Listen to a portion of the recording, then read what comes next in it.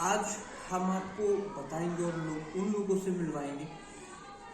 कहा जाता है कि एक समय होता है आर्मी में जाने का, लेकिन एक ऐसा माध्यम है जिसमें आप कम उम्र में ही आर्मी की सारी ट्रेनिंग ले सकते हैं, और वो है एनसीसी, नेशनल कैडेट कोर। हम इस समय मौजूद हैं एनसीसी के उन ऑफिसरों के पास, जहाँ पे ये लोग हमको बताएंगे कि क्या है एनसीसी और कैसे जो है वो बच्चे जाते हैं और वो तैयारी करते हैं, उसके बाद वो आर्मी में ट्रेन होते हैं। तो सबसे पहले हम आपको उनका परिचय करा दें। जी, हमारे साथ मौजूद हैं लेफ्टिनेंट सुभाष चंद्र और हमारे साथ थर्ड ऑफिसर कुलदीप पटेल जी मौजूद हैं। हम उनसे पूछेंगे और उनके बारे में जानेंगे तथा एनसीसी क्या है उसके बारे में जानते हैं। सबसे पहले हम पूछते हैं सुभाष जी, ये बताइए कि क्या है एनसीसी? एनसीसी एक नेशनल कैडेट कॉर्प्स है। ये भारत की यूथ की सबसे बड़ी ऑर्गेनाइजेशन है, विश्व की गई है। हमारे यहाँ देश में, भारत में सेकंड लाइन ऑफ डिफेंस कहा जाता है। इसमें हम कैडेटों को आर्मी में जाने के लिए तैयार करते हैं। तो कब इससे गठन हुआ, थोड़ा सा बताएंगे, थोड़ा विस्तृत रूप से बताएंगे। एनसीसी का गठन 1948 में हुआ था, स्वतंत्रता के पहले हुआ था। पहले यह नेशनल कोर करके था, अब यह नेशनल कैडेट कोर हो गया। देखिए एनसीसी मैं आपको बताता चलूं कि इसमें भी 3 डिवीजन है। जैसा कि कहा जाए आर्मी है, आर्मी के अलावा नेवी है और एयरफोर्स है, ऐसा ही है ना? अभी आप आर्मी के अंतर्गत है। जी, हमारे तो आर्मी कोर में हम मौजूद हैं और बता दूं कि आर्मी क्या कैसी ट्रेनिंग कराई जाती है, क्या सुविधा है? हमारे यहाँ ट्रेनिंग कराई जाती है। एक हमारे यहाँ यूनिट है 57 बटालियन, जो ग्रुप हेडक्वार्टर कानपुर के अंतर्गत आती है। यहाँ पे एक कर्नल होते हैं जो कमांडिंग करते हैं, उसके अधीन होते हैं, उनके नीचे लेफ्टिनेंट कर्नल, 4 जेसीओ होते हैं, उसके बाद 2 स्टाफ होते हैं। ये कॉलेजों में एनसीसी की मान्यता है। वहाँ पे कैडेट होते हैं, एक कंपनियां होती हैं, एक कंपनी में 164 कैडेट होते हैं। इन कैडेट के आर्मी की सभी ट्रेनिंग दी जाती है, प्लस सोशल अवेयरेंस की जो क्लासेज है उनकी ट्रेनिंग दी जाती है। देखिए अगर आपातकालीन कोई समय होता है तो फिर अगर उस समय आर्मी या फिर हमारी पुलिस मौजूद नहीं होती है तो ये एनसीसी के जो कुछ छात्र होते हैं, एनसीसी जो कैडेट होते हैं, उनकी भी सेवाएं ली जाती हैं। ऐसा हुआ है जी। और उसके अलावा जागरूकता के अभियान चलते हैं। एनसीसी के कैडेट्स उन जागरूकता के अभियान को भी चलाते हैं। जी। तो अभी थोड़ा सा और बताइए कि जैसे कैंप्स चलते हैं तो कैसे कैंप होते हैं और क्या क्या चीजें बताई जाती है, चलाते हैं। जी। तो अभी थोड़ा सा और बताइए कि जैसे कैंप्स चलते हैं तो कैसे कैंप होते हैं और क्या क्या चीजें बताई जाती हैं और कितने दिनों के ये होते हैं? कैंप देखिए कई तरीके के होते हैं। एक एनुअल ट्रेनिंग कैंप होती है, एक आर्मी अटैचमेंट होता है, एक आईजीसी कैंप होता है। आईजीसी में बच्चे जाते हैं, वहां से सिलेक्ट होने के बाद ही हमारे देश जो 26 जनवरी गणतंत्र दिवस का परेड होता है उसमें प्रतिभाग करते हैं आईडीसी परेड के रूप में। जो एनुअल ट्रेनिंग कैंप होती है एटीसी, ये इनके एग्जाम में बैठने के लिए कराई जाती है। 10 दिन का कैंप कराया जाता है। ये बटालियन जहाँ निर्धारित करती है वहां कराया जाता है। इनमें पूरा 10 दिन का एक शेड्यूल बनाया जाता है। इनको किस तरह से व्यस्त करके कैसे कैसे ट्रेनिंग दी जाती है। इनको सोशल अवेयरेंस की ट्रेनिंग दी जाती है, ड्रिल की भी ट्रेनिंग दी जाती है, पीटी भी दी जाती है, इनकी शारीरिक दक्षता की, खेलकूद की भी इनसे कराई जाती है, प्रशासन का क्लासेज चलाया जाता है। तो आर्मी से संबंधित जो भी चीजें होती हैं जो आर्मी में सिखाई जाती हैं, एक तरीके से कह सकते हैं कि उनकी प्री जो तैयारी होती है वो इसमें कराई जाती है। तो अच्छा ये बताइए, जैसे आपने बताया कि 26 जनवरी में भी एनसीसी के बच्चे जाते हैं और देखा भी होगा कि जब आर्मी के जो फोर्सेस, जो जितने भी फोर्स होते हैं, उनकी जब लोग ड्रिल करते हुए निकलते हैं तो उसी बीच लास्ट में एनसीसी के भी बच्चे निकलते हैं। तो कितने 57 बटालियन या फिर कहा जाए कि आपके अंतर्गत कितने बच्चे अभी तक है? हमारे कॉलेज से 3 बच्चे जा चुके हैं। बटालियन से प्रतिवर्ष 1 या 2 बच्चे जाते हैं। लेकिन राजपथ लाल किले पे उन लोगों ने प्रतिभाग किया है। जी। तो वो कैडेट्स हैं जो यहाँ से गए और उन्होंने दिल्ली में जाके और प्रतिभाग किया। तो कहीं ना कहीं स्कूल, कॉलेज और जिले के नाम के साथ साथ प्रदेश, राज्य का भी नाम उन्होंने बढ़ाया है। तो अच्छा ये बताइएगा, जैसे ट्रेनिंग होती है, ट्रेनिंग में जो आपने बताया कि सीनियर डिवीजन और जूनियर डिवीजन, तो जूनियर सीनियर को वही ट्रेनिंग कराई जाती है? जी, ट्रेनिंग एक ही कराई जाती है। ट्रेनिंग एक ही कराई जाती है, डिवीजन अलग अलग होता है। अच्छा ये बताइएगा, जैसे राइफल ट्रेनिंग की बात हुई, तो क्या उनको फायर करने की सुविधाएं दी जाती हैं या कराई जाती है, क्या होता है? फायर करने की सुविधा दी जाती है, फायर भी कराई जाती है। इन फायरिंग में से जिनके अच्छे फायरिंग होती है उनको सिलेक्ट किया जाता है, आगे भेजा जाता है मौलंकर में। फिर ये एनसीसी की तरफ से देश के लिए भी खेलते हैं।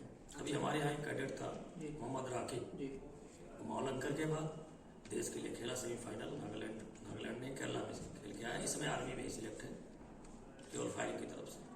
देखिए, तो यहाँ मतलब एक एडवांटेज होता है और एनसीसी में आने के बाद वो जाते हैं आर्मी के लिए। लेकिन कुलदीप से भी कुछ पूछते हैं, क्या हुआ? हाँ, तो हम कुलदीप से भी कुछ पूछते हैं जी। लोअर डिवीजन क्या होता है? लोअर डिवीजन ये जूनियर डिवीजन इसे बोलते हैं जी। ये जेडी जो क्लास 8 और 9 और 10th के बच्चे होते हैं इनके लिए होता है।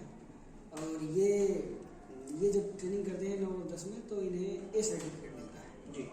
ए सर्टिफिकेट में सेना में जो है 5 अंक मिलते हैं इसके जी। जैसा कि अभी बताया कि ए सर्टिफिकेट, बी और सी सर्टिफिकेट भी होता है। तो इस बारे में थोड़ा सा आपसे समझूंगा, बी और सी सर्टिफिकेट का क्या महत्व होता है? जैसा कि आर्मी की बात की जाए तो उसमें बी सर्टिफिकेट में भी 5 मार्क्स मिलते हैं सेना में। आप चाहे पैरामिलिट्री फोर्स में जाएं या आर्मी के किसी विंग में जाएं या एयरफोर्स में जाएं या नेवी में जाएं। सी सर्टिफिकेट जो होल्डर होता है उसको सेना में डायरेक्ट भर्ती मिल जाती है ओनली रनिंग के बाद। अच्छा, मेडिकल और रनिंग निकाल लें उसको एग्जाम से छूट मिल जाता है। देखिए, ये एक बहुत बड़ी चीज उन्होंने बताई कि एनसीसी करने के बाद अगर आप जाते हैं और तो आप सीधे तौर पे भर्ती पा सकते हैं, सीधे तौर पे आप भर्ती हो जाएंगे और आपको रिटर्न पेपर जो है वो नहीं देना होगा, ऐसा ही है जी। और सी सर्टिफिकेट जो होल्डर होते हैं उनके लिए रक्षा मंत्रालय की 60 सीटें डायरेक्ट लेफ्टिनेंट निर्धारित है प्रति वर्ष। अच्छा, वो डायरेक्ट भर्ती होते हैं एसएसबी के माध्यम से। अच्छा, ओनली एनसीसी कैडेट जो सी सर्टिफिकेट होते हैं 60 सीटें हैं इसमें होती है। अच्छा, तो हम जूनियर की बात कर रहे थे, जूनियर में महिलाओं के लिए भी ये सुविधाएं होती हैं कि केवल पुरुषों के लिए? महिलाओं के लिए, छात्राओं के लिए भी होता है, उसे जूनियर भी बोला जाता है। अच्छा, जो कि उन्नाव जनपद में फिलहाल कहीं भी नहीं है। और ये जो हमारा जेडी है ये केवल उन्नाव जनपद में एमजीआईसी है एक ऐसा कॉलेज है जहाँ पे तीनों विंग है। बाकी जेडी नवोदय विद्यालय में भी है, लेकिन फिर वहाँ एसडी नहीं। अच्छा, ये उन्नाव जनपद का एक ऐसा ही मात्र कॉलेज है जहाँ जूनियर डिवीजन और सीनियर डिवीजन और सी 3 तो जैसे वही सारी जो है जैसे राइफल की ट्रेनिंग हो गई, तो जूनियर को भी वैसे ही बताया जाता है, वैसे सिखाया जाता है? जूनियर डिवीजन को भी वैसे ही कैंप में फायरिंग करना बताया जाता है। जब ये जाते हैं कैंप करने के लिए तो हर एक को 5 न्यूनतम 5 कम से कम 5 फायर दिए जाते हैं। उसके बाद जो अच्छे होते हैं कैडेट जिनका निशाना बहुत अच्छा होता है फिर उनको अलग से ट्रेनिंग दी जाती है ताकि वो और अच्छा अपना निशाना सुधार के देश पे अपना नाम रोशन कर सकें और सेना में अच्छे। अच्छा, तो कुछ चीजें और हैं कि जैसे आप तो अध्यापक हैं और आप एनसीसी की तरफ से, ठीक है, ये वर्दी आपको मिली, तो उसके लिए भी आपने कोई ट्रेनिंग की है या कैसे नियुक्ति, आपकी नियुक्ति कैसे होती है?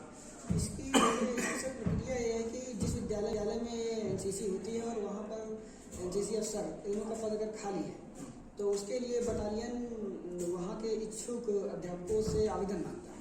और आवेदन जब पहुँचते हैं तो कमांडिंग अफसर इंटरव्यू लेते हैं। उसके बाद जो उन्हें बेस्ट लगता है उसको आगे फॉरवर्ड करते हैं। फिर निदेशालय जो इसका लखनऊ में उत्तर प्रदेश का निदेशालय डीजी वहाँ पर फिर इंटरव्यू होता है। और इंटरव्यू होने के बाद जब उसका रिजल्ट आता है जिसमें अगर आप पास होते हैं तो फिर आपको नागपुर में कैंप के लिए ट्रेनिंग जो है पीआरसीएम कोर्स के लिए भेजा जाता है, जो कि 3 महीने का एक सघन कठिन प्रशिक्षण होता है। और उसके बाद आपको वहाँ से पासिंग आउट परेड होने के बाद ही आपको भर्ती और स्टार्ट दिया जाता है। ये प्रक्रिया जेडी और एसडी दोनों के साथ। अच्छा, तो आपने भी आर्मी की वही ट्रेनिंग सारी की होगी जो?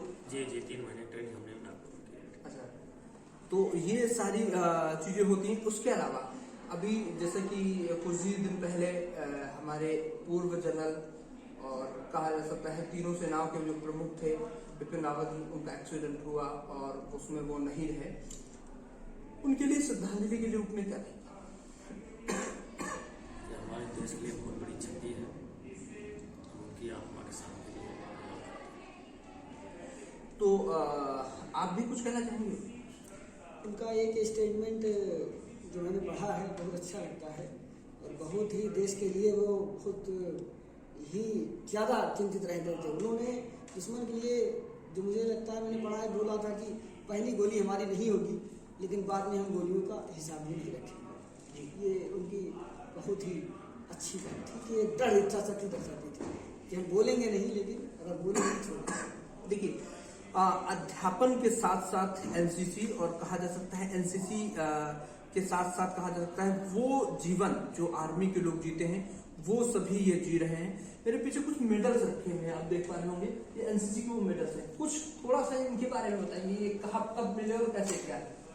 जैसे कि आप ये कैंप के दौरान का है जी, हमारे कॉलेज के कैडेट ड्रिल में फर्स्ट चैंपियन आए थे। अच्छा, तो ये अगर कोई भी टीम चैंपियन आती है तो उनको पुरस्कृत किया जाता है, उनके लिए बकायदा ये मोमेंटो आप देख पा रहे होंगे वो मिलते हैं, और इससे कैडेटों का तो सम्मान बढ़ता ही, साथ ही उस कॉलेज का बढ़ता है, और जो उनके प्रशिक्षक होते हैं उनका बढ़ता है। थोड़ी सी चीजें और मैं पूछूंगा, ये बताइए, जैसे बच्चों को प्रशिक्षण के लिए क्या होता है, कहाँ से लोग आते हैं, कि आप भी प्रशिक्षण कराते हैं या बाहर के लोग? प्रशिक्षण के लिए बटालियन से उन्नाव से आते हैं, बटालियन उन्नाव में, जो प्रशिक्षण के लिए बटालियन से उन्नाव से आते हैं, बटालियन उन्नाव में, जो टर्न लेट आउट होता है, 2 दिन का प्रशिक्षण होता है, इनका एसडी का अलग, जेडी का अलग, दोनों दिन एक जीसी भी निर्धारित होते हैं। ये आर्मी के होते हैं? आर्मी के। तो ये सारी चीजें थी, रहता है इस तरीके से सिखाया जाता है। अच्छा, थोड़ा सा राइफल ट्रेनिंग के बारे में बताइए, राइफल ट्रेनिंग में क्या क्या चीजें बताई जाती हैं, कैसे कैसे समझाई जाती हैं, और क्या होती है राइफल ट्रेनिंग? राइफल ट्रेनिंग में क्या कहते हैं, WT बोला जाता है, वेपन ट्रेनिंग। इसमें पहले जिस राइफल की ट्रेनिंग कराई जाती है उस राइफल की डिटेल बताया जाता है। ये राइफल बनी कहाँ से है, इसकी मारक क्षमता कितनी है, इसके में कितने मैगजीन लगाए जाते हैं, ऑटोमेटिक है, सेमी ऑटोमेटिक है, कितना वेट है इसकी, और इसकी मारक क्षमता कितने मीटर है। इसको बताने के बाद फिर उनको प्रैक्टिस कराई जाती है, प्रैक्टिकली कराया जाता है, फिर फायरिंग कराई जाती है। तो ये सारी चीजें आपने समझी। ये थे एनसीसी के हमारे ऑफिसर्स। बहुत बहुत धन्यवाद आपका भी बहुत थैंक यू।